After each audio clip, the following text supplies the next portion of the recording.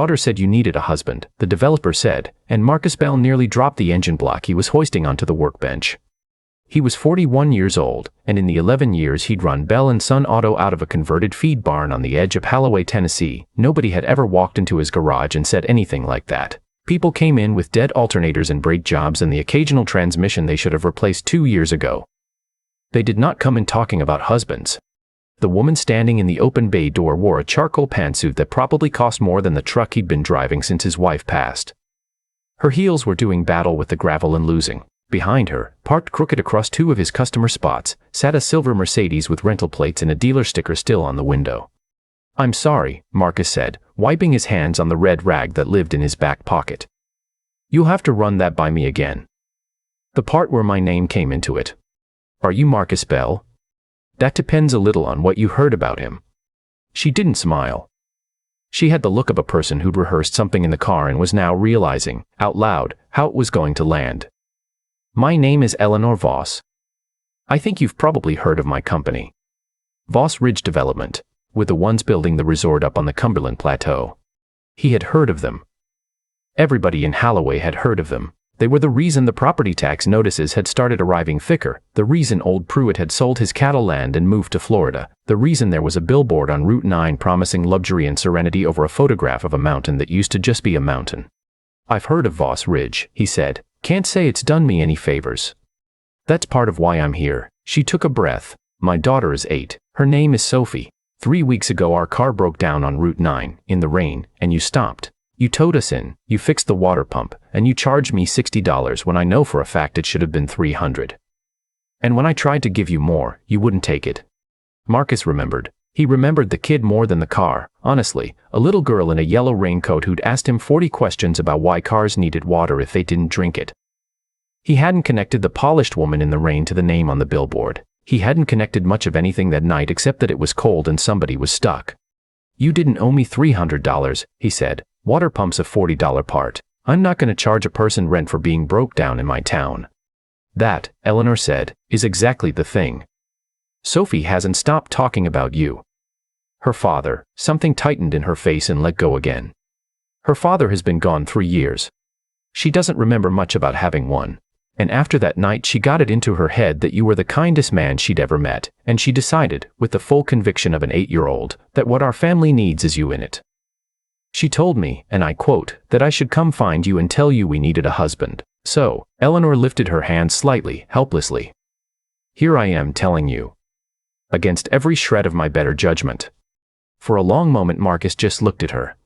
Then he laughed. Not a cruel laugh. The kind that comes out of a man who has been so tired for so long that something genuinely absurd hits him like cold water. He laughed until he had to lean against the workbench, and Eleanor stood there with her jaw set, not sure whether to be offended. "Ma'am," he finally said, "I'm not laughing at your little girl.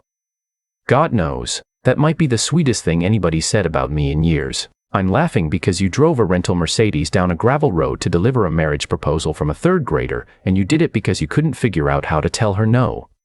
Eleanor's shoulders dropped half an inch. The fight went out of her.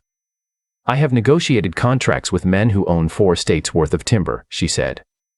"I cannot win an argument with Sophie. She has a thing she does where she just looks at you. Kids are like that." He folded the rag. "Look, you can go home and tell Sophie you found me, and you told me, and I was real flattered, which I am. But you didn't come all the way out here to make an 8-year-old happy. Nobody in a suit like that drives to a barn for that. So why don't you tell me the real reason, and we'll skip the part where we both pretend." She studied him then, the way you study a person who's just surprised you. He could see her deciding something. "The resort needs the access road widened," she said. "The county survey shows the easiest route runs straight through your property. Through this garage, actually. My board wants me to make you an offer. A generous one.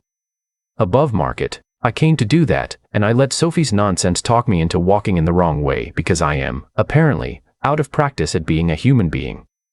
She paused. "I was going to soften you up. With the proposal thing. Make you like me first. That's what they teach you, get the mark comfortable." "Well," Marcus said slowly, "I appreciate you telling me the truth, that part I respect."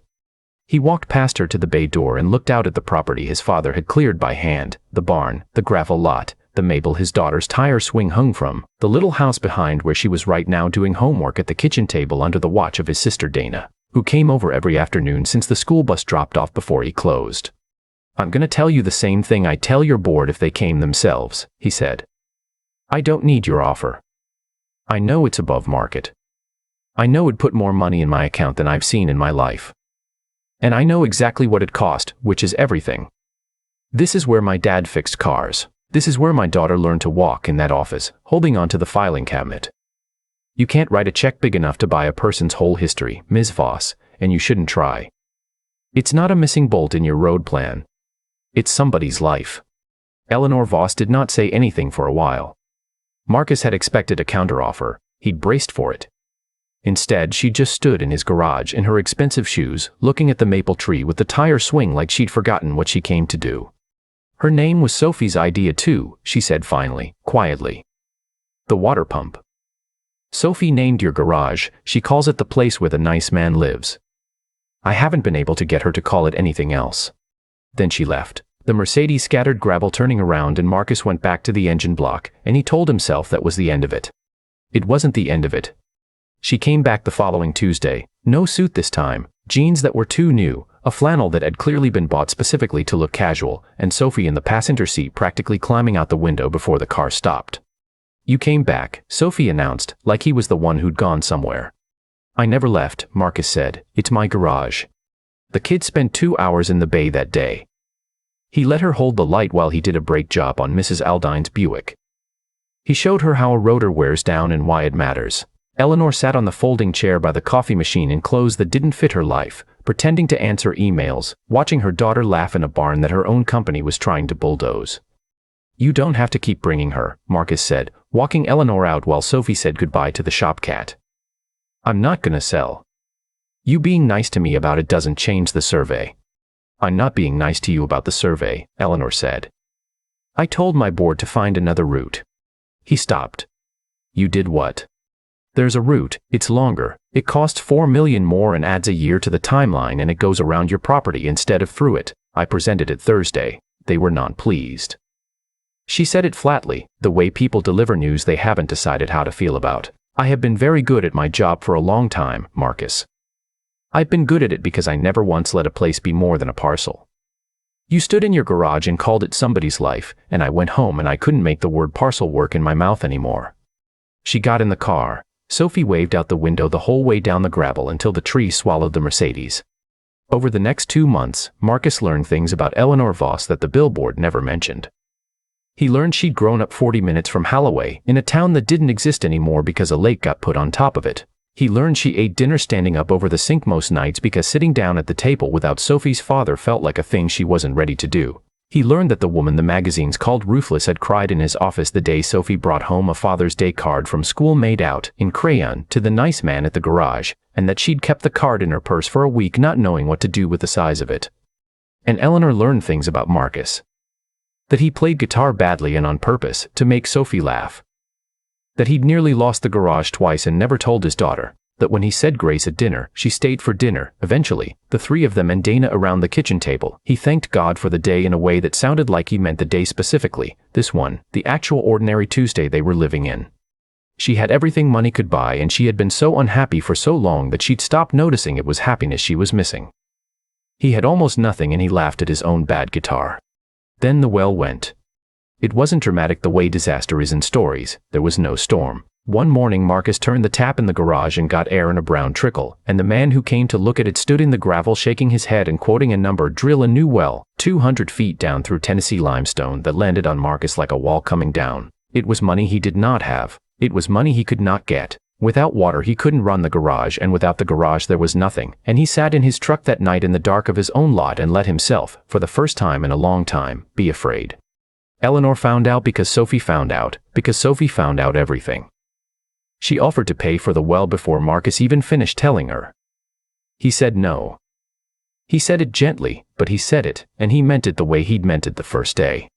"If I can't keep this place standing on my own 2 feet, he said, then it was never really mine to begin with. I'd just be living in something you bought. That's not the same as living in my life. That is the most stubborn, beautiful, infuriating thing I have ever heard a man say, Eleanor told him, and I am not going to argue with it, because I finally understand it. She was quiet a second.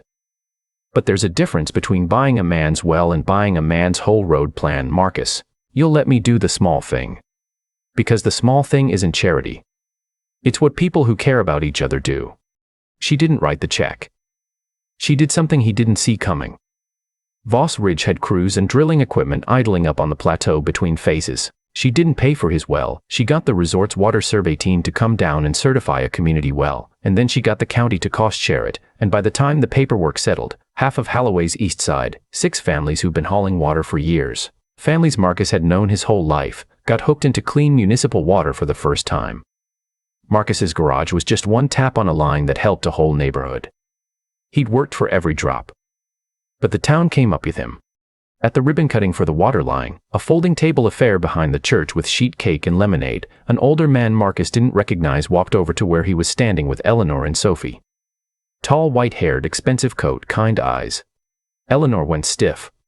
Marcus, she said, this is Walter Voss, my father, the founder. Walter shook Marcus's hand and held it a beat longer than a handshake needs. I built that company to put things up, the old man said. Buildings, roads, numbers, 40 years of putting things up, and my granddaughter takes one ride in a broken-down car and finds the one thing I forgot to build. He looked at Eleanor, at the way she was watching Sophie chase the shop cat across the church lawn, at the loose, easy way she was standing that she never stood in a boardroom. I came down here to find out who'd cost me $4 million on a road. And I'm looking at her, and I think it might be the best deal she ever made. Marcus laughed. I didn't do anything, sir, fixed a water pump. Son, Walter said, you fix more than that. A little over a year after a woman in heels lost a fight with his gravel, Marcus Bell stood under a string of lights somebody had hung between the maple tree in the corner of the barn. There was no press, there was no announcement. Voss Ridge issued no statement, because this had nothing to do with Voss Ridge. There was just about 60 people from town, and Dana crying before anything had even happened, and Sophie in a green dress walking down a path of folding chairs scattering not flower petals but, at her own insistence, small bolts and washers from the garage, because she said those were prettier and also they wouldn't blow away. When Eleanor reached him, she was not the woman from the billboard. She was just a person who'd driven the wrong way down a gravel road one afternoon and found a life she didn't know she was allowed to want. My daughter said you needed a husband, she said quietly, only for him. Turns out she was right about me, Marcus said, smartest member of the family. She'll be insufferable about it. She earned it.